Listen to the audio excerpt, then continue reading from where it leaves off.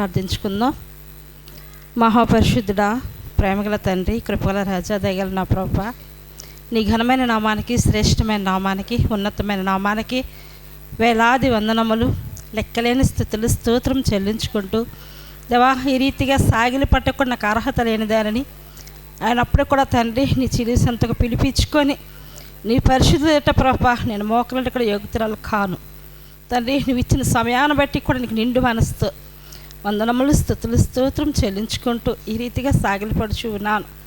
దేవా, నీ దైవీ సేవకులకు ఇచ్చిన ఆతిథ్యాన్ని బట్టి ప్రభా, దర్శనాన్ని బట్టి తండ్రి నీకు వందనములు చెల్లించుకుంటున్నాను ప్రభా. ప్రతి హృదయాలు ఎరిగిన దేవుడివి, అంతరంగంలో ఆలోచించిన ప్రభుడివి, అందుని బట్టి నీకు నిండు మనసుతో వందనములు చెల్లించుకుంటున్నాను. అయా, నీ బిడ్డను పేరు పెట్టి పిలుచుకొని దర్శనమిచ్చి ఆ దర్శనం రీతిగా ఈ రీతిగా నీ వాడుకున్నందుకు నీకు వందనములు చెల్లించుకుంటూ వస్తూ ఉన్నాను నా ప్రభా. చక్కటైన దేవా, మరి ప్రోగ్రాం మా కోసం వేసి ఉన్నారు. అది మేము విని చూసి ఆనందించిన వారు కాకుండా నా ప్రభా నిజమే మా జీవితాలు ఏవేవో లోపాలు ఉన్నాయి ప్రభా, నీ ఎదుట ఒప్పుకొని విడిచిపెట్టి నీ కనికారం పొందుకొని నీ చిత్తమైతే నీ బిడ్డల వాళ్ళే వాడబట్టకి కృప చూపిస్తూ నీ నామం మహింపరచమని ప్రార్థిస్తూ ఉన్నాను. ఉదయకాల సమయంలో ప్రభా మీరు ఎంత ఘనంగా తండ్రి చక్కటైన వాక్యం నీ బిడ్డ ద్వారా మాట్లాడుకుంటూ వచ్చి ఉన్నారు. 5 స్త్రీల కోసం దేవా, మరియమ్మ కోసం, తామారి కోసం దేవా, ఈ రీతిగా నా తండ్రి మీరు వాడుకుంటూ దేవా మీరు చెప్పుకుంటూ వచ్చి ఉన్నారు. అందుని బట్టి కూడా నీకు నిండు మనసుతో వందనములు చెల్లించుకుంటాను. నీ బిడ్డని ఈ సేవకులు చిలువు చట్టు మరుగుపరచుకోండి. మాకు అందబోయే వాక్యం కూడా నీ నామలు ఫలించి మా హృదయాల జీవితాలు ప్రభ నెమరు వేసుకొని అనేక మంది ప్రభ ఎదుట భీమ కూడా సాక్షి నిలబడే కృపను ప్రసాదిస్తూ నీ నామం మహింపరచమని మా రక్షకుడివి ప్రియ కుమారుడివైన యేసే శ్రేష్టమైన నామంలో అడిగి బ్రతిమాలు వేడుకొంచున్నాను తండ్రి, ఆమేన్. Praise the lord. మరి ప్రార్థన చేసినందుకు పాస్టర్ అమ్మ గారికి నా హృదయపూర్వక వందనాలు చెల్లిస్తున్నానండి. మరి సమయంలో ఈ మధ్యాహ్న కాలములో దేవుడు మరి యొక్క జీవితము ద్వారా ఉదయకాలమున చూసినట్లయితే దేవుడు చాలామంది స్త్రీలను మీ మధ్యకి తీసుకొచ్చి వారి జీవితాల్లో మనం నేర్చుకోవాల్సిన పాఠాలు, విడిచిపెట్టాల్సిన విషయాలు, ఆ విషయాలని నేర్చుకుని మన హృదయాల్ని మనము సిద్ధపరచుకున్నాం. అద్భుతమైన పాఠాలు నేర్చుకున్నాం. ఈ మధ్యాహ్న కాలంలో కూడా మనం ఒక స్త్రీని ధ్యానం చేయబోతున్నాం.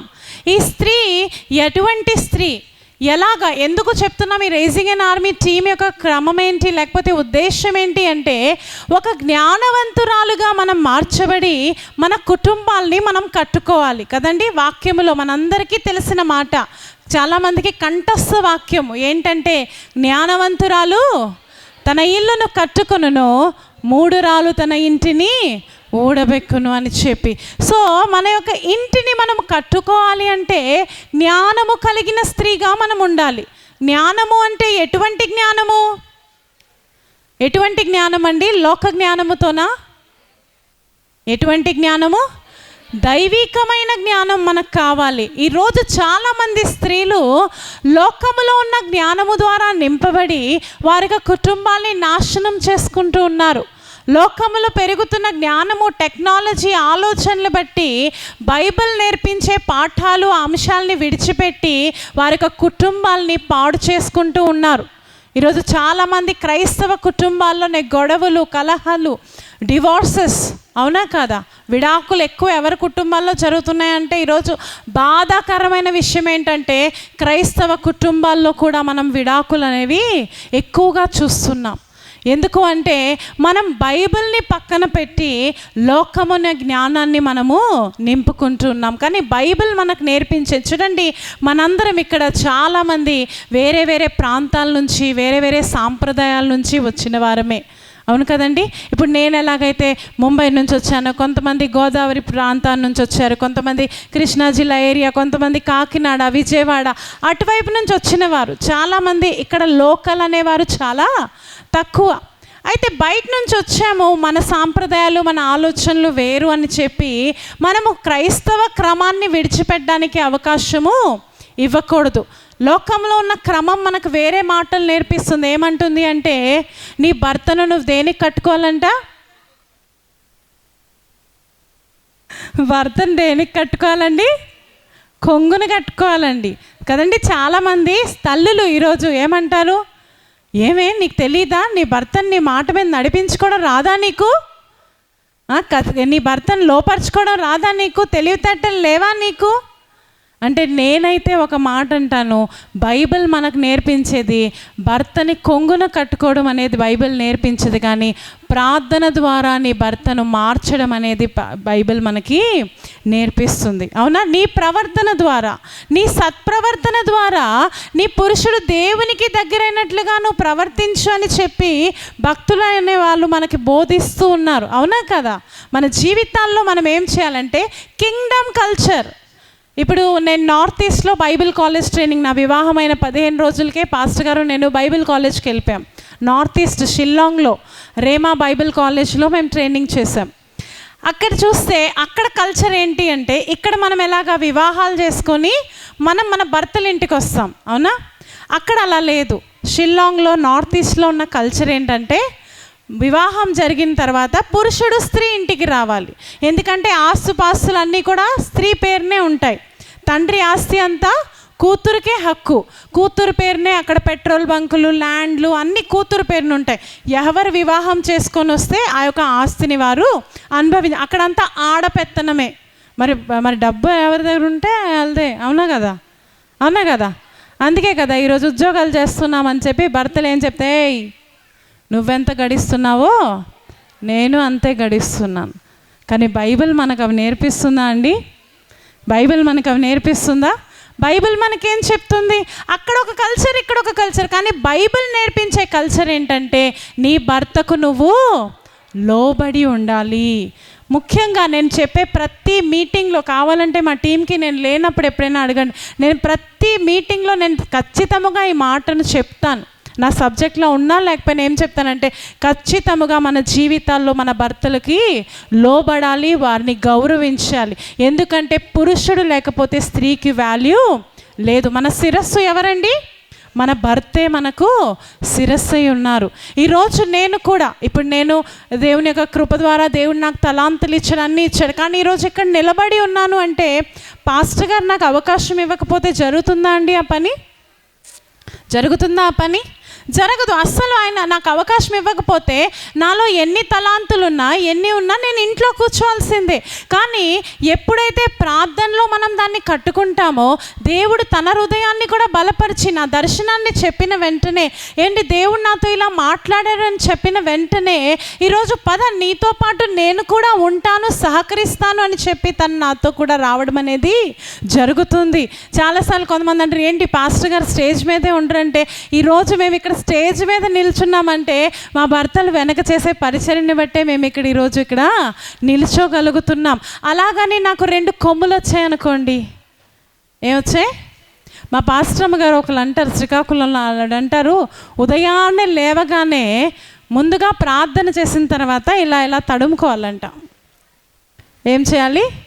ఇలా తడుముకోవాలి. ఎందుకు? కొమ్ములు వచ్చాయేమో. ఎందుకంటే కొన్నిసార్లు మన జీవితాల్లో తెలియని గర్వం, ఇందాక స్కిట్లో కూడా చూసాం కదా, మాటల్లో చాలా విధేయత, చాలా వినమ్రత చూపిస్తాం, కానీ మన జీవితంలో మాత్రము గర్వము కొంతమంది చూపులోనే గర్వం తెలిసిపోతుంది. అవునా కదా? చూపులోనే గర్వం తెలుస్తుంది. కొంతమంది కూర్చునే విధానంలోనే గర్వం తెలుస్తుంది. కొంతమంది నడవడికలోనే గర్వం తెలుస్తుంది. నువ్వు మాట్లాడితే అవసరం లేదు, నిన్ను చూసి నీ యొక్క తత్వం ఏంటో పోల్చుకోగలము. ఈరోజు దేవుడు మనతో మాట్లాడుతున్న మాట ఏంటంటే, ముందుగా మనము క్రైస్తవ స్త్రీలుగా ఉండంటే ముందు మన ఇంటిని మనం జ్ఞానముతో కట్టుకోవాలి. అంటే ప్రార్థన ద్వారా నీ కుటుంబాన్ని నువ్వు కట్టుకోవాలి. అంతేగాని నీ భర్తను కొంగును కట్టుకుంటే నువ్వు జ్ఞానవంతురాలువి అయిపోవు. ఈరోజు దేవుడు అటువంటి ఒక జ్ఞానవంతురాలైన స్త్రీనే నేను మీకు జ్ఞాపకం చేయాలనుకుంటున్నాను. ఎందుకంటే జ్ఞానవంతురాలు కట్టుకుంటుంది, బాగానే ఉంటుందమ్మా, మరి నిజంగా బైబిల్లో అటువంటి స్త్రీల్ని నాకు చూపించండి. ఎందుకంటే బైబిల్లో దేవుడు 2 స్త్రీల్ని పెట్టాడు, జ్ఞానవంతురాల్ని చూపిస్తున్నాడు, కొన్ని దగ్గరలో మనకి 3 రాళ్ళని కూడా చూపిస్తున్నాడు. ఉదాహరణ అబిగేలు, యెజబేలు. ఎవరండి? 2 పేర్లు బాగానే ఉంటాయి, రైమింగ్గా ఉంటాయి కదా. ఇందాక సిస్టర్స్ పేర్లు చాలా చక్కగా, ఏమండి? శ్రీలత, ప్రియలత. అలాగే అబిగేలు, యెజబేలు. 2 గుణాలు చూసినట్లయితే మీ 2 అనట్లేదు ఫీల్ అవ్వగానే. ఇద్దరు గుణాలని చూసినట్లయితే ఎంత వ్యత్యాసం అండి, అవునా కదా? అబిగేలు జ్ఞానముతో తన కుటుంబాన్ని కట్టుకుంది, తన జీవితాన్ని సరిచేసుకుంది, తన భర్త ప్రాణాన్ని కాపాడుకుంది. మరి యెజబెలు దేవునికి తన భర్తకి దూరం చేసింది. తన యొక్క చేష్టల ద్వారా తన ఇంటి మీద శ్రాపాన్ని తెచ్చుకుంది. తన పిల్లలు తన వంశం అంతా పాడైపోయే పరిస్థితిని తెచ్చుకుంది. ఒక స్త్రీ 3 రాలుగా ప్రవర్తిస్తే, కేవలం ఎలాగైతే ఒక స్త్రీ దీవించబడితే, ఉదయాన్నే మీరు సాక్ష్యం విన్నారు, ప్రతి గంగరాజమ్మ గారు ఒక స్త్రీ నిల్చుంది, ఈరోజు 5వ తరం భూమి మీద ఆశీర్వాదకరంగా ఉంది అని గర్వంగా చెప్పుకున్నాం. కానీ అదే స్త్రీ ఒకవేళ 3 రాలుగా ప్రవర్తిస్తే అదే 5వ తరం కూడా శాపంలో ఉండే అవకాశం కూడా ఉంటుంది. కాబట్టి నీ జీవితము, స్త్రీగా నీ జీవితము చాలా ప్రాముఖ్యమైనది. ఎందుకంటే నువ్వు కోరుకుంటే నీ ఇంటిని సరిగ్గా కట్టుకొని ఆశీర్వాదాన్ని సంపాదించుకోగలవు, లేకపోతే నీ చేతులతో నువ్వే నీ జీవితాన్ని, నీ కుటుంబాన్ని నాశనము చేసుకోగలవు. కాబట్టి మనము దైవికమైన స్త్రీలను ధ్యానిస్తూ వారిలో ఉన్న ఆలోచనలేంటి, వాళ్ళలో ఉన్న తత్వాలేంటి అని తెలుసుకొని ఎప్పుడైతే మన జీవితాన్ని కొనసాగిస్తామో, దేవుని కోసం నేను కూడా ఇలాగే బ్రతకాలి అని నిర్ణయించుకుంటావో, ఖచ్చితంగా నీ కుటుంబము, నీ యొక్క సంఘము, ఎందుకంటే స్త్రీలు సంఘంలో స్త్రీలే కదండి ఎక్కువగా ఉంటారు. ఏ సంఘమైనా, ఎక్కడ సంఘమైనా చూడండి, ఎవరు బలంగా ఉంటారు? స్త్రీలే ఎక్కువగా ఉంటారు. అంటే సంఘం బాగుపడాలన్నా కూడా ఎవరు బాగుండాలి?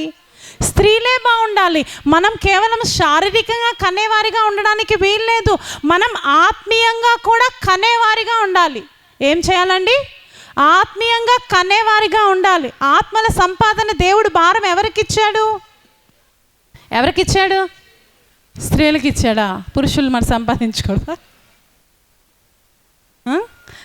వధువు సంఘములో అందరూ స్త్రీలే, వారు కూడా, పురుషులు కూడా వధువు సంఘములో స్త్రీగానే పోల్చబడుతున్నారు కదండి. స్త్రీలకి దేవుడు గొప్ప ఆధిక్యత ఇచ్చాడు. బైబిల్లో చూసినట్లయితే బలహీనమైన ఘటం అన్నాడే కానీ గొప్ప గొప్ప కార్యాల కోసం దేవుడు స్త్రీల్ని ఉపయోగించాడు. అంతేకాదు, మరి రాకడ విషయంలో కూడా ఇందాక మనం మాట్లాడినట్టు వధువు సంఘము అంటే స్త్రీని తీసుకెళ్ళడానికే దేవుడు మరలా వస్తూ ఉన్నాడు. దేవుడు గొప్ప ఆధిక్యత ఇచ్చాడు మనకి, కానీ ఆ పొజిషన్ని కూడా మనము నిల్చోబెట్టుకోగలగాలి. దేవుడు మనకిచ్చిన స్థానాన్ని, ఏ స్థానంలో అయితే మనల్ని కూర్చోబెట్టాడో ఆ పొజిషన్కి మనము న్యాయము చేసేవారిగా ఉండాలి. అయితే ఈ రోజున నిర్గమాకాండము 2వ అధ్యాయము 1వ వచనాన్నే చదువుకుందామండి.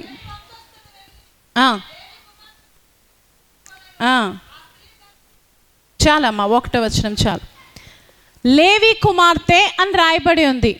పాస్టర్లు కొంచెం తెలివైన వాళ్ళు కాకుండా మిగతా వాళ్ళు ఎవరైనా ఈ స్త్రీ పేరేంటో చెప్తారా? పురుషులు వద్దండి, పురుషులు వద్దు. ఈరోజు మమ్మల్ని విడిచిపెట్టండి, ఇది మా రోజు. ఎవరు? యొకోబేదు కదండి.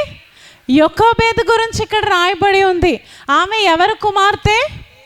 లేవి కుమార్తె.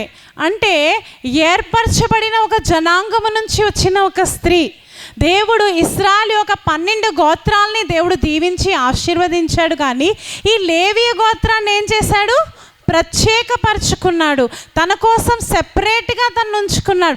తన కోసం గొప్ప సొత్తుగా ఏమంటాడంటే, మీ ఆస్తి, మీ సంపద అంతా కూడా నేనై ఉన్నాను. అంత గొప్ప ఆధిక్యత ఇచ్చాడు లేవియ జనాంగానికి. అంటే ఏర్పరచబడిన జనాంగములో ఈరోజు ఆ స్త్రీని చూస్తున్నాం. ఎవరంటే యొకోబేదు ఒక మంచి తల్లిగా మనకు కనిపిస్తుంది. ఈ యొక్క గ్రంథంలో మనం చూసినట్లయితే ఒక శ్రేష్టమైన తల్లిగా మనకు కనిపిస్తుంది. ఈరోజు ఇక్కడ కూడా పిలువబడిన వారు అనేక మందిగా ఉన్నారు. పిలువబడిన వారు ఎంతమంది అండి?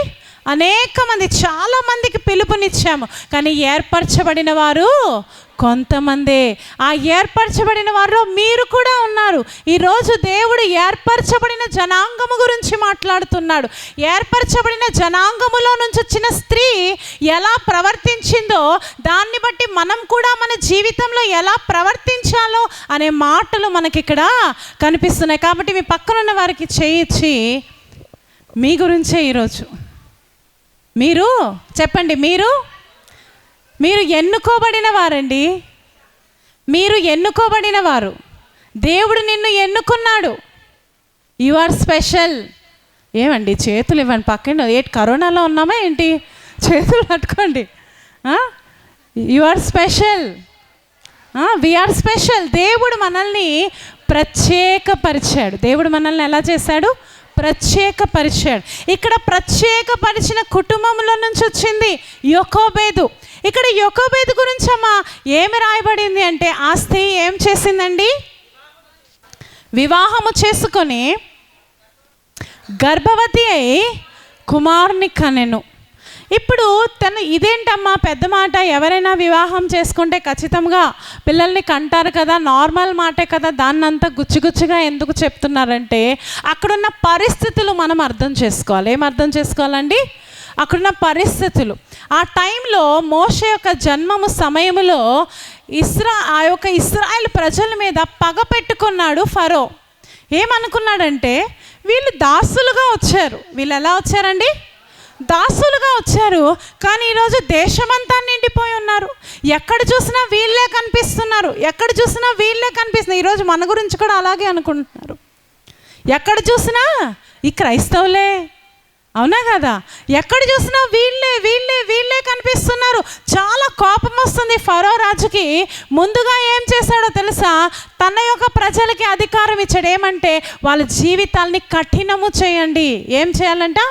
కఠినము చేయాలి. వాళ్ళు చేసే బానిస జీవితాన్ని, ఆల్రెడీ బానిస జీవితాలు, దాన్ని ఇంకా కఠినపరచండి, ఇంకా వారి మీద పని ఒత్తిడిని పెంచండి అని చెప్పి ఈరోజు అపవాది కూడా, మనుషులు వదిలేని అపవాది ఈరోజు క్రైస్తవులు వర్ధిల్లుట అపవాది చూడలేకపోతున్నాడు. తనేం చేస్తున్నాడంటే ఈ క్రైస్తవుల్ని ఎలాగైనా నేను ఎదగకుండా చేయాలి, వీళ్ళు విస్తరింపబడకుండా చేయాలి అని అంటే నేనేం చేయాలి? వీరిని బిజీ చేసేయాలి. ఆ మాట చదువుతాం ఒకసారి.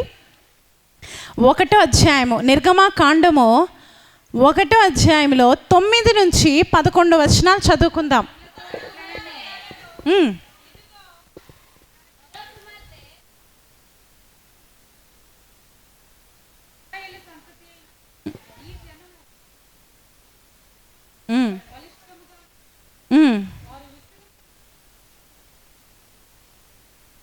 మనము వారి ఎడల యుక్తిగా ప్రవర్తించదాం. ఏం చేస్తారంట?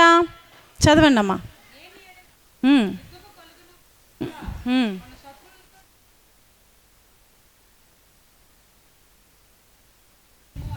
ఎస్.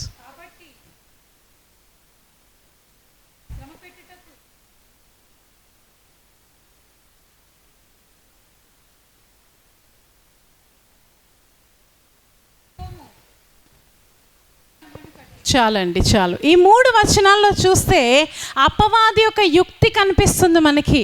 ఒక దగ్గర అపోస్తలు రాస్తారు ఏంటి అని అంటే, అపవాది యొక్క తంత్రములు మీరు ఎరిగిన వారై ఉన్నారు అని చెప్పి.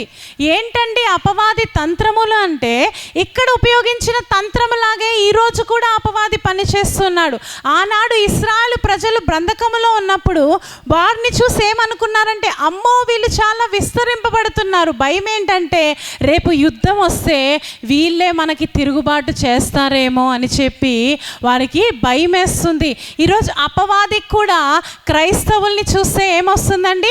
భయం వేస్తుంది. అందుకే క్రైస్తవులు ఎదగకుండా, క్రైస్తవులు పెరగకుండా అపవాది కార్యము చేస్తున్నాడు. ఎందుకంటే దేవుని బిడ్డలు విస్తరిస్తే వారి యొక్క రాజ్యము నాశనం అయిపోతుంది అని చెప్పి భయముతో పనిచేస్తున్నారు. నేను చాలాసార్లు అంటాను, అవ్వమ్మ పడిపోవడానికి కారణము బలహీనురాలు, బుద్ధి లేనితనము అని చాలామంది అంటారు. కానీ అపవాది ఏం చూశాడో తెలుసా? అవ్వమ్మ చాలా స్ట్రాంగ్. ఎవరి మీద దాడి చేస్తారండి? ఎవరైనా ఒక స్ట్రాంగ్ పర్సన్ మీదే దాడి చేస్తారు. ఎందుకంటే తిన్ని పడేస్తే ఆటోమేటిక్గా మిగతా వాళ్ళందరూ కూడా వీక్ అయిపోతారు కదండి. చాలామంది గేమ్స్లో కూడా కెప్టెన్ మంచి బౌలర్ కానీ మంచి బ్యాట్స్మెన్ కంటే ముందు వాడిని అవుట్ చేస్తే మిగతా వాళ్ళందరూ కూడా ఈజీగా ఓడిపోతారు అన్నట్టు అపవాది చూసినప్పుడు అవ్వమ్మ చాలా స్ట్రాంగ్ ఆపోజిషన్గా కనిపించింది. అమ్మో ఈ స్త్రీ ప్రభావితం చెందితే, ఈ స్త్రీ దేవునికి ఆశీర్వాదకరంగా ఉంటే ఎన్నో తరములు స్త్రీలు దీవించబడతారు, కాబట్టి ముందు ఈమెను పడేయాలని చెప్పి ఒక బలమైన పాత్రగా చూసే మన మీద టార్గెట్ ఆయన చేసినట్లుగా ఎక్కడ కూడా ఏమి భయపడుతున్నాడు. రాజ్యము రేపు దెబ్బలాట్లు యుద్ధాలు జరిగితే ఏం జరుగుతుంది, వీళ్ళు మన మీద తిరుగుబాటు చేసి మనల్ని ఓడించేస్తారేమో అనే భయముతో వారి మీద ఏం పని ఒత్తిడిను పెంచారండి. పని ఒత్తిడి పెంచారు. ఈరోజు చాలామందికి అపవాది అదే పని. ఏమండి ప్రార్థనకు రండి అంటే, లేదండి నేను చాలా బిజీగా ఉన్నాను. ఏమన్నాను? ఎలా ఉన్నారండి? బిజీగా ఉన్నారు. ప్రార్థనకు రండి అంటే బిజీగా. ఏమమ్మా శుక్రవారం ఆరాధన రాలేదు అంటే, అమ్మో నాకు చాలా పనులండి, ఇంట్లో చాలా పనులు ఉన్నాయి, ఈరోజు నేను ప్రార్థనకి రాలేను అని మనం ఏం చేస్తున్నాం, మన పనుల్లో మనం ఏమైపోతున్నాము, బిజీ అయిపోయి దేవునితో సహవాసము చేసే టైం లేకుండా పోతుంది. ఎందుకు బిజీ చేశారు అంటే, ఒకవేళ ఆ కుటుంబస్తులు బిజీ అయిపోతే, ఒకవేళ ఆ కుటుంబంలో ఉన్న వ్యక్తులు బిజీ అయిపోయి అలసిపోయి సొలసిపోయి ఇంటికి వస్తే, మరి కుటుంబాన్ని పెంచుకోవాలి ఇంకా బాగుండాలనే ఆశ వాళ్ళు చచ్చిపోతుంది.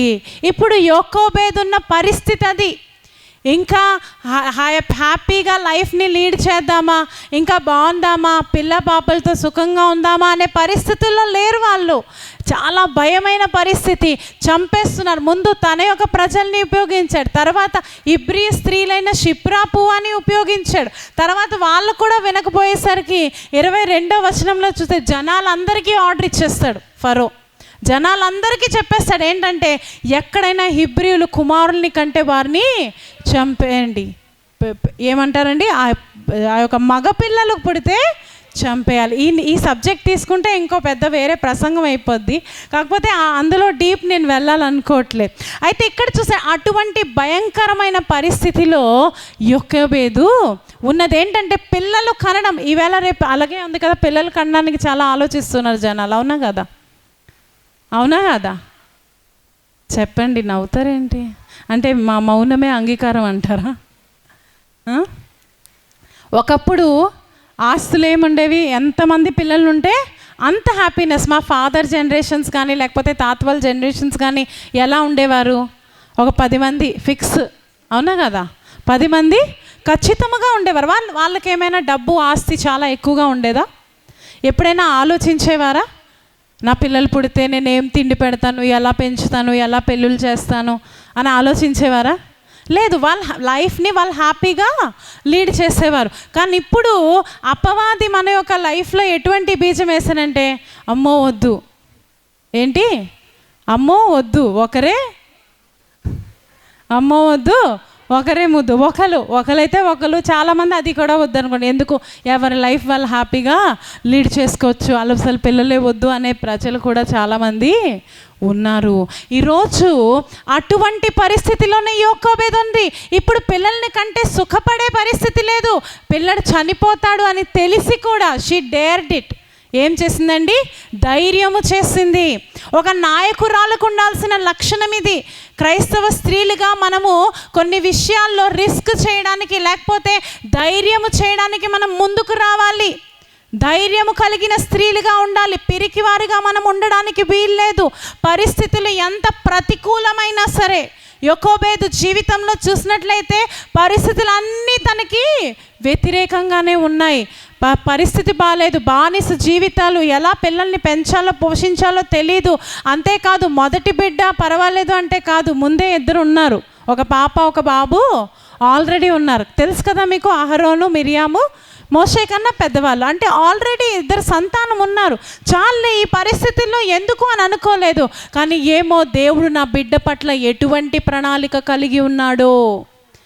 చాలాసార్లు మీరు విన్నారో లేకపోతే వింటారో తెలియదు, కానీ కొన్నిసార్లు ఉంటుంది ఆ ఫ్యామిలీలో ఆ యొక్క బిడ్డ పుట్టడం వాళ్ళకి ఇష్టం ఉండదు.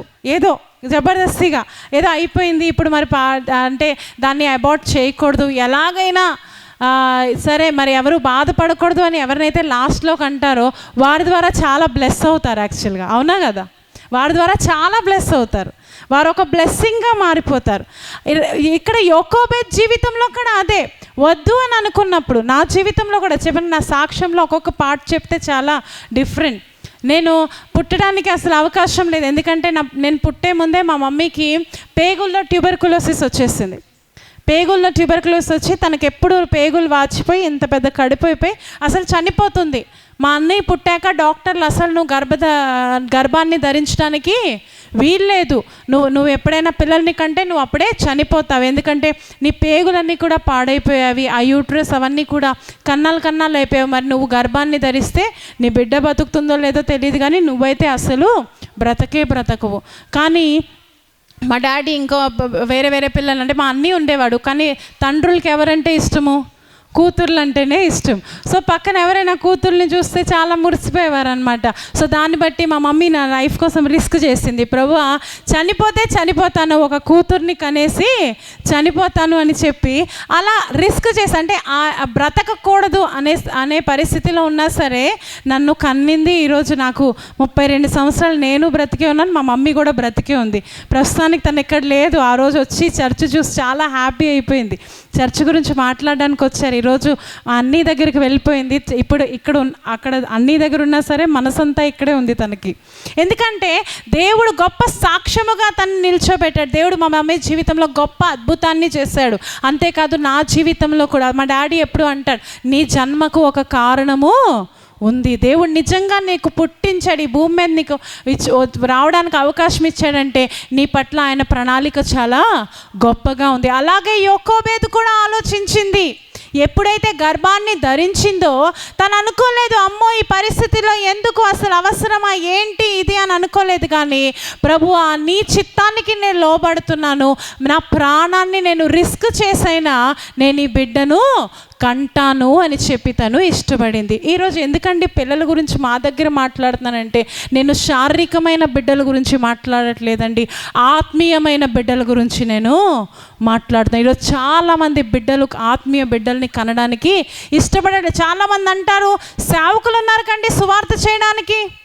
ఎవరు చేస్తారు సువార్త? సేవకులు సువార్త చేసి ఆత్మలు సంపాదించాలి, మేమేం చేస్తాము అనే ప్రశ్న, లేకపోతే చాలామంది గర్వముతో ఈ మాటలు మాట్లాడతారు. ఏంటంటే అది మా పని కాదు, సేవకుడి నుంచాం కదా, సేవకుడే ఆత్మల్ని సంపాదించుకోవాలి అని.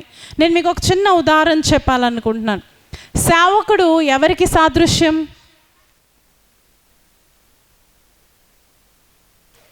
యేసుక్రీస్తు ప్రభు. ఆయన ఎవరు?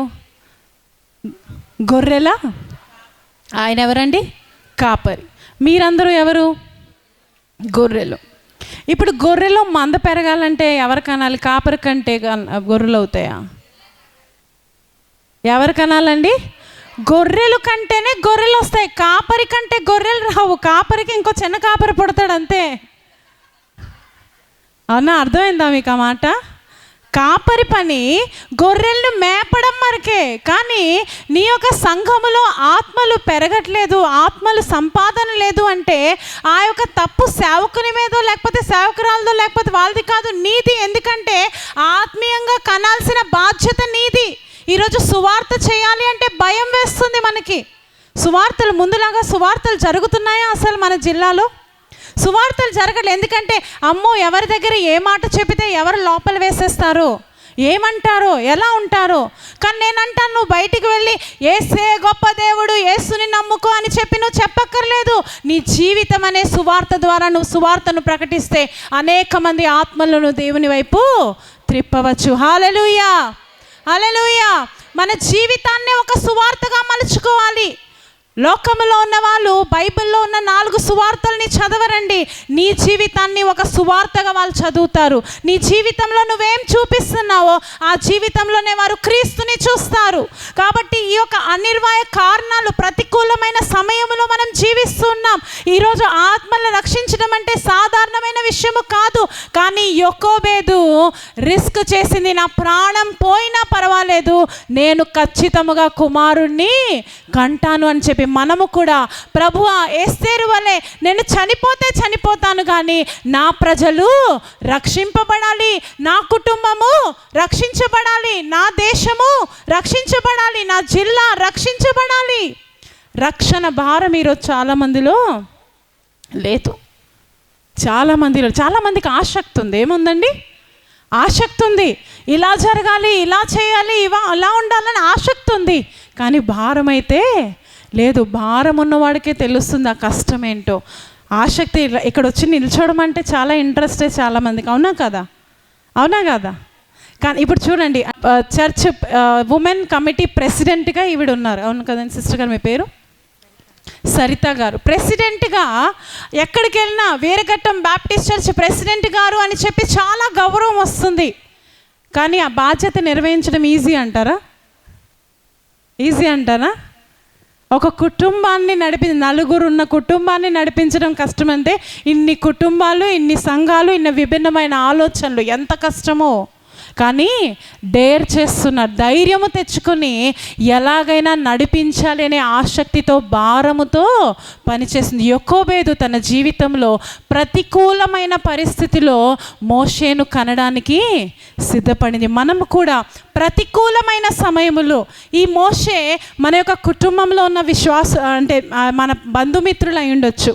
కొన్నిసార్లు ఇప్పుడు నేను నమ్ముకొని ఇన్ని సంవత్సరాలు అయిపోయింది, కానీ మా అత్తవారు ఇంకా నమ్ముకోలేదమ్మా. నేను నమ్ముకొని 20 సంవత్సరాలు అయిపోయింది, నా యొక్క ఇంట్లో మా చెల్లి, మా అన్న నమ్ముకోలేదు. నేను అంటాను, తప్పు వాళ్ళది కాదు, తప్పు మనది. ఎందుకంటే మన ప్రవర్తన వారిని క్రీస్తు వైపు ఆకర్షించలేకపోతుంది.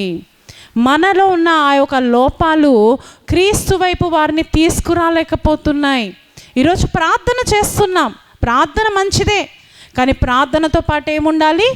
క్రియ కూడా ఉండాలి. ఉట్టి ప్రార్థన చేసే పని అయితే జరిగిపోతుంది. ప్రార్థనతో పాటు నువ్వు ఎప్పుడైతే ఆ ప్రయత్నాన్ని చేస్తావో, నిజంగా నీ కుటుంబం రక్షించబడాలనే ప్రయత్నంలో నువ్వు ఉంటావో, దేవుడు ఖచ్చితంగా నీ ద్వారా గొప్ప కార్యాలు చేస్తాడు. యొకోబేదు ఒక గొప్ప తల్లిగా నిలిచింది. ఎందుకు అనంటే ఇక్కడ చూస్తే మొదటిగా కన్నింది, కన్న తర్వాత వచ్చిన కష్టం చూడండి.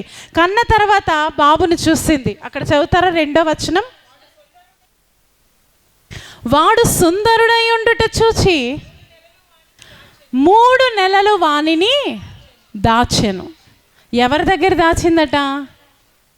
చుట్టుపక్కల ఉన్న వారందరి దగ్గర దాచింది. ఎందుకంటే ఇశ్రాయేలు ప్రజలు వేరేగా వారు నివసిస్తున్న, ఐగుప్తుల ప్రజలతో పాటు కాకుండా వేరే ఒక ప్రాంతంలో వారు నివసిస్తూ ఉన్నా, ఇప్పుడు చుట్టుపక్కల ఉన్న బిడ్డ వాళ్ళందరినీ చంపేశారు వారి యొక్క సైనికులు కదండి. పిల్లలు పుడితే ఏం చేసేవారు? పిల్లలందరినీ ఆ నైల్ నదిలో పారవేసేవారు. మరి అటువంటి సమయంలో మనందరం చాలా మంచోళ్ళం కదా. నేను బాగుపడకపోయినా పర్వాలేదు, కానీ నా పక్కింటోడు మాత్రం బాగుపడకూడదు, అవునా కదా? మనం మంచిగా బ్రతకపోయినా పక్కింటోడు మాత్రం సరిగ్గా ఉండడానికి వీల్లేదు. సో ఆ రోజు ఇదే పరిస్థితి ఆ యొక్క గ్రామంలో కూడా జరుగుంటుంది కదా. యొకోబేదు ఇంటిలో అలాగే ఎంతోమంది గర్భాన్ని దాల్చిన తర్వాత, కుమారులు పుట్టిన తర్వాత వారి యొక్క బిడ్డల్ని చంపేయడానికి వేసి ఉంటారు. అప్పుడు ఆ తల్లికి తెలిసి పక్కన బిడ్డ ఉన్నాడంటే ఊరుకుంటుందేంటి? ఊరుకోదేమంటది? వాడిని కూడా వేసాడు, నా పిల్లడిని చంపేశాడు కదా, వాడిని కూడా చంపాడు, నా పిల్లడు బతకలేదు, తన బిడ్డ కూడా బతకడానికి వీల్లేదు. అంటే ఇప్పుడు ఎవరితో కాపాడుకోవాలి? శత్రువులతోనే కాదు, పక్కనున్న వాళ్ళ దగ్గర కూడా తన బిడ్డను కాపాడుకోవాలి. ఎన్ని నెలలు కాపాడిందండి? 3 నెలలు. సాధ్యమంటారా? తల్లులు ఉన్నారు కదండి ఇక్కడ. 3 నెలలు పిల్లలున్న ఇల్లు ఎలా ఉంటుందండి? ఎలా ఉంటుంది? గోల గోలగా ఉంటుంది. ఇంట్లో ఎవరికి నిద్ర ఉండదు, పక్కింటి వాళ్ళకి నిద్ర ఉండదు. పక్కింట్లో కూడా సౌండ్లు వస్తూనే ఉంటాయి. తెల్లవారు లేవగానే అడుగుతారు మనకి, ఏంటమ్మా రాత్రంతా బాబు ఏడుస్తూనే ఉన్నాడు, ఏమైంది అని అడుగుతారా లేదా? అంటే మన పిల్లాడు గోల పక్కింటికి వెళ్ళిందా లేదా? వెళ్ళింది. అంటే అంతకన్నా సౌండ్ రాకుండా తన బిడ్డను కాపాడింది అంటే చూడండి ఎంత కష్టమైన పని, నార్మల్ పని కాదు. పిల్లాడిని దాచింది అంటే చాలా ఈజీగా లైన్ చదువుకొని వెళ్ళిపోతున్నాం, కానీ 3 నెలల చంటి బిడ్డని ఏడుపు బయట వినిపించకుండా, ఆ బిడ్డ యొక్క నవ్వు ఏమీ తెలియకుండా, సరదా కూడా పడే అవకాశం లేదేమో. తన ఇంట్లో ఇంత గొప్ప సంతోషము, బాబు పుట్టాడు అనే సంతోషాన్ని సెలబ్రేట్ చేసుకునే అవకాశం కూడా లేదు యొకోబేదుకి. నేను అనుకుంటాను ఈ 3 నెలలు తన రొమ్ముకు హద్దుకునే తన బిడ్డని పెంచిందేమో. ఎలా పెంచిందండి? రొమ్ముకు హద్దుకుని. ఎందుకంటే పిల్లలు ఎప్పుడు ఏడుస్తారు? పాలు కావాలి అనగానే ఏడుస్తారు. మరి పాలు కావాలి, ఏడ్చే లోపలే వాడికి పాలను అందించాలి. వాడికి ఆకలి అనే బాధ తెలియకుండానే ఆ బిడ్డను ఏం చేయాలి? గుండెల్ని హద్దుకొని వస్తే ఆ బిడ్డ అంటే దించే పరిస్థితి లేదు. ఈవేళ రేపు పిల్లలు చూసారా, ఒక్కసారి ఎత్తడం అలవాటు చేసామంటే మరుండడు. ఇలా దించిన వెంటనే అని స్టార్ట్ అయిపోతారు, అవునా కదా?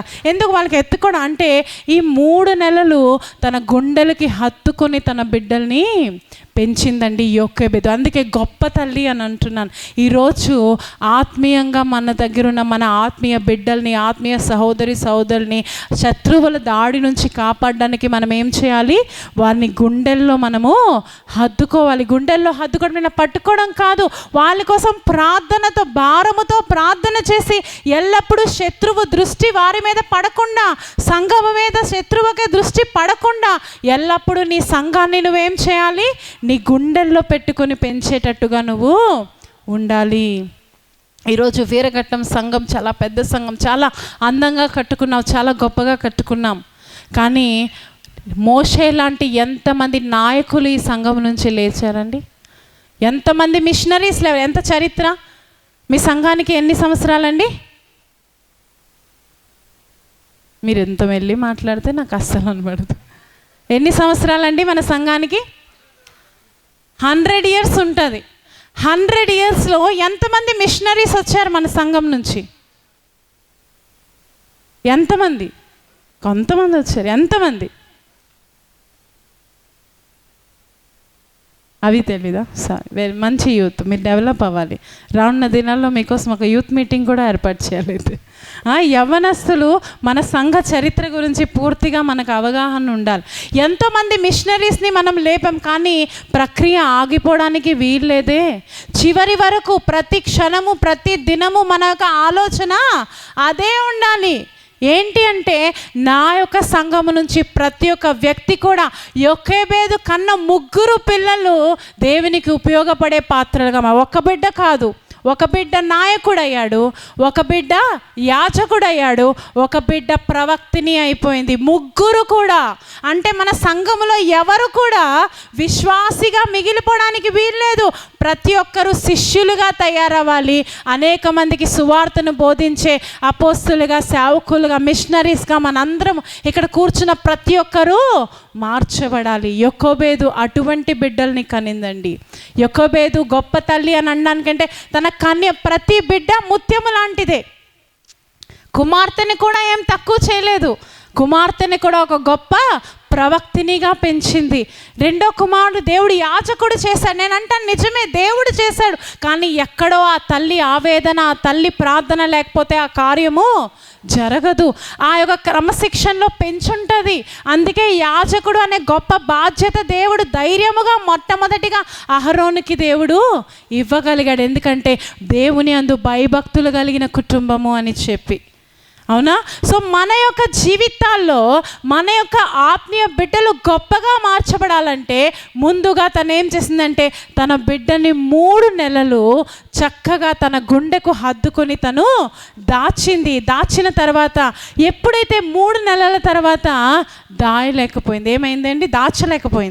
దాచలేకపోయి ఏం చేస్తుంది? తన కొరకు ఒక జమ్ము పెట్టి తీసుకొని జిగట మన్నును కీలును పూసి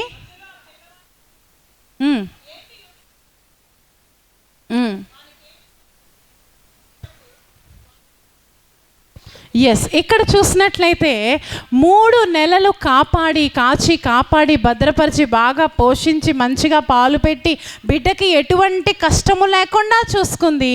ఇప్పుడు ఏం సమయం వచ్చిందంటే ఇప్పుడు మరి ఇంట్లో ఉంచుకునే పరిస్థితి అయితే లేదు, ఇంట్లో ఉంచుకునే పరిస్థితి కనబడట్లేదు. అందుకే ఏం చేసింది? వెంటనే ఒక పెట్టిని తయారు చేస్తుంది. ఆ పెట్టి జమ్ము అంటే ఏంటి మీకు అర్థం చెప్పగలరా? సారీ, కొంచెం గట్టిగా మాట్లాడితే. ఏంటండి? జ్యూటా?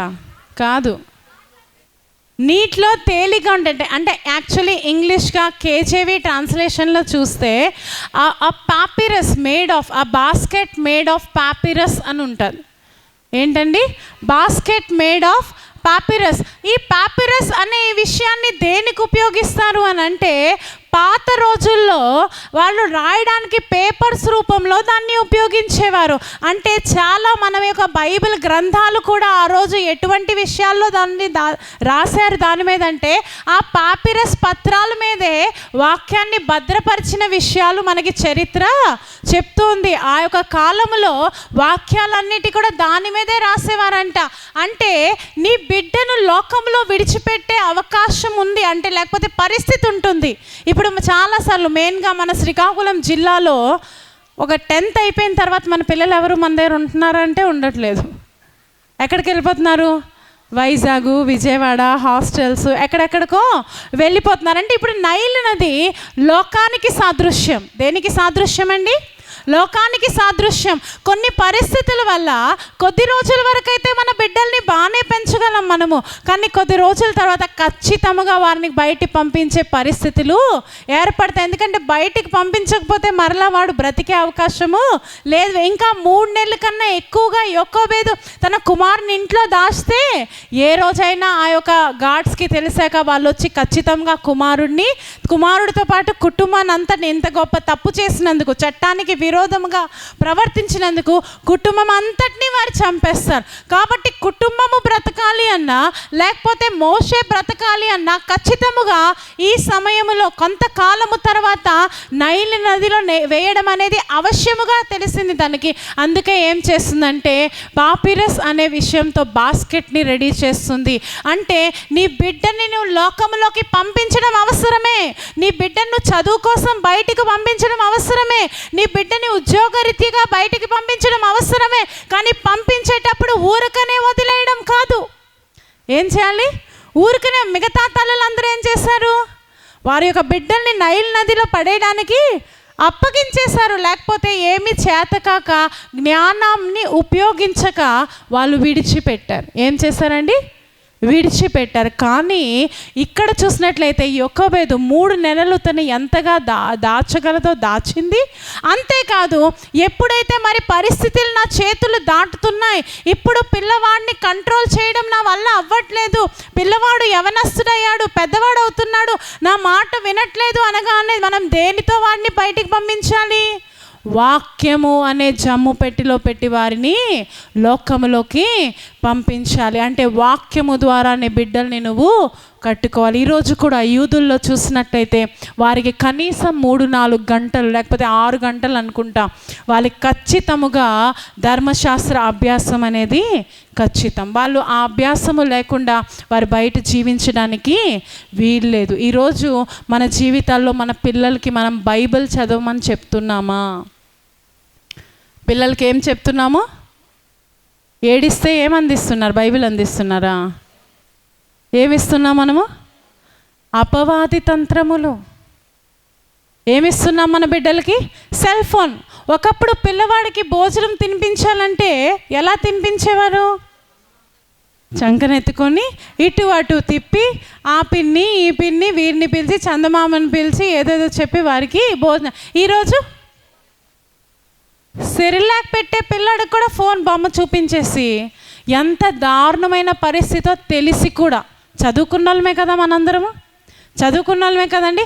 చదువుకున్న వాళ్ళకి తెలుసు కదా సెల్ ఫోన్ రేడియేషన్స్ ద్వారా పిల్లలకి ఎంత నష్టమో తెలుసు. అయినా సరే ఏం చేస్తున్నాము?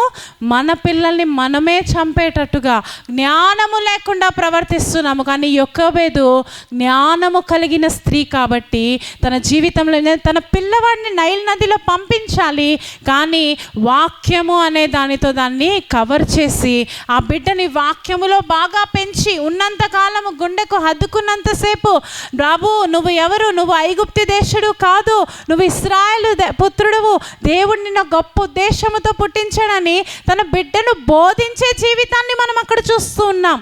మన జీవితాల్లో మన బిడ్డలకి వాక్యాన్ని బోధించే స్త్రీలుగా మనము ఉండాలి, నేర్పించే తల్లులుగా మనం ఉండాలి. ఈ రోజులో ఒకప్పుడు ఉండే చిన్నపిల్లలకి వాక్యాలు నేర్పించి మురిసిపోయేవాళ్ళము. వాక్యాలు నేర్పించి ఎవరైనా 4 వస్తే అమ్మ నువ్వు ఆదికాండం నుంచి ఈ 10 పుస్తకాల పేర్లు చెప్పమ్మా అని చెప్పేవారు. ఇప్పుడేం చెప్తున్నారు? బుల్లెట్ బండి సాంగ్ వేస్తాను, డాన్స్ అయ్యమ్మా. అవునా కదా?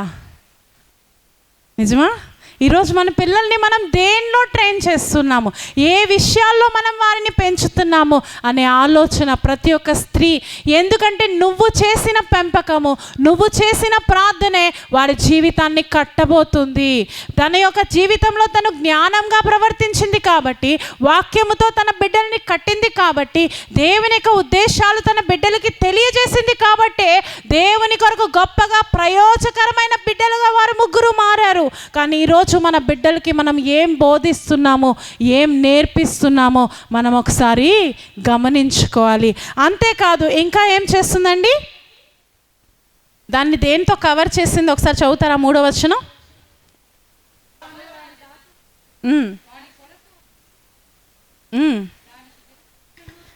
జిగటమన్నును కీలును పూసింది. కేవలం బాస్కెట్ రెడీ చేసి విడిచిపెట్టేలేదండి, జిగటమన్నుని కీలును కూడా పూసింది. ఎందుకు? నైల్ నదిలో ఉన్న నీరు ఈ బాస్కెట్లోకి రావడానికి వీల్లేదు. లోకములో ఉన్న పాపము నీ బిడ్డ జీవితంలో రాకూడదు అంటే ప్రార్థన అనే కీలు ఆ పెట్టికి నువ్వు ఖచ్చితముగా తగిలించాలి. ప్రార్థనతో, వాక్యముతో దాన్ని సిద్ధపరచాలి. ప్రార్థనతో నీ బిడ్డల జీవితంలోకి లోకము ప్రవేశించకుండా నీ కుటుంబాన్ని నువ్వు కట్టుకోవాలి. మన సంఘాన్ని బట్టి ప్రార్థన చేయాలి. ఈరోజు చాలామంది ప్రార్థనలు చేయడమే మానేశారు. ఒకప్పుడు మోకాళ్ళ ప్రార్థన అనుభవాలు చాలా ఉన్నాయి, అందుకే ఈరోజు ఈ సంఘాలు నిలబడ్డాయి. నాకు తెలిసి నేను ఎప్పుడైతే వివాహం చేసుకొని, మరి మా యొక్క మామయ్య గారిది కూడా తెలుగు బాప్టిస్ట్ చర్చ్ శ్రీకాకుళం కాబట్టి నాకు చాలా ఇంట్రెస్ట్గా నేను మా అత్తవారితో అడిగేదాన్ని, ఏంటి మన చర్చ్ యొక్క చరిత్ర ఏంటంటే వాళ్ళు చెప్పారు, పురుషోత్తం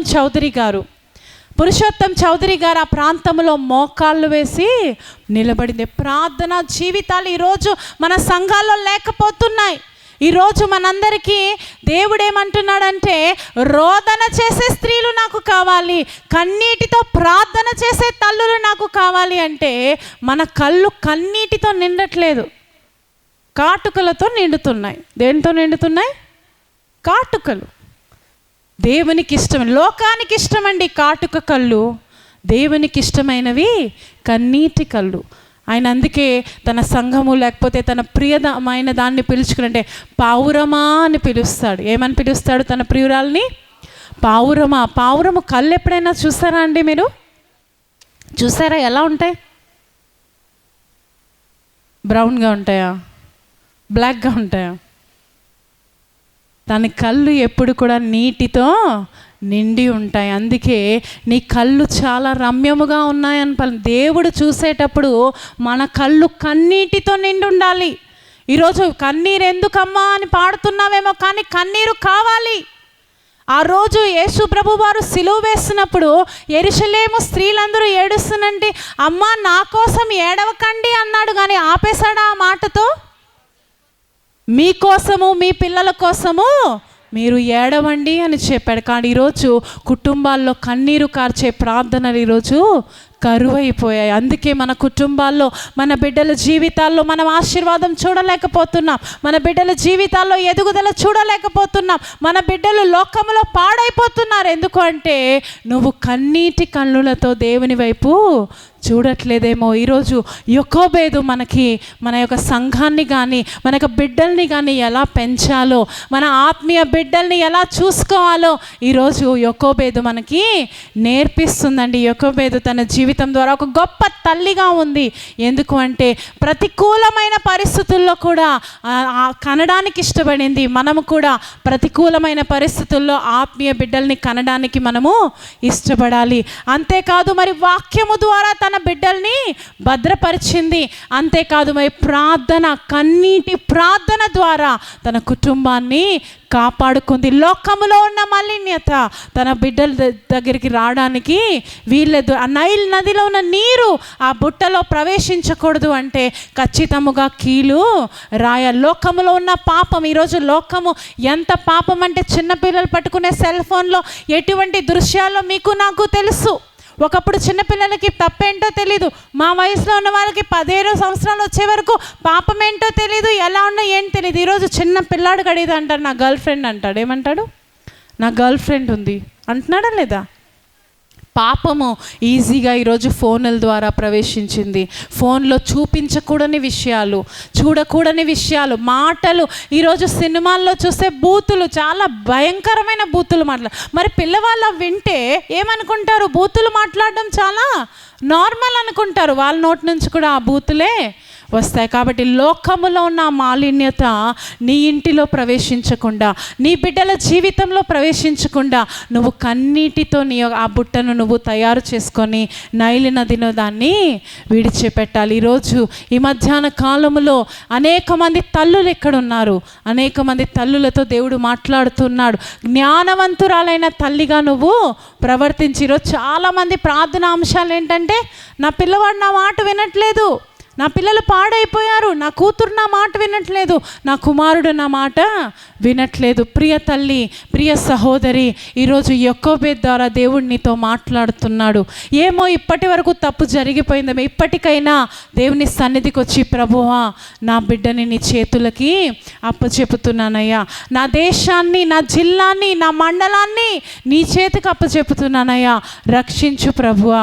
లోకము అనే పాపము, విగ్రహారాధన ఇవన్నీ పెరిగిపోతున్నాయ్యా, కానీ నా యొక్క జిల్లా దీవించబడాలి, నా మండలము, ఈ యొక్క వీరఘట్టం మండలం దీవించబడాలి, ఈ జిల్లా దీవించబడాలి, రాష్ట్రం దీవించబడాలి ప్రభువా అని కన్నీటితో ప్రార్థన చేసే తల్లుల్ని ఈరోజు దేవుడు వెతుకుతూ ఉన్నాడు.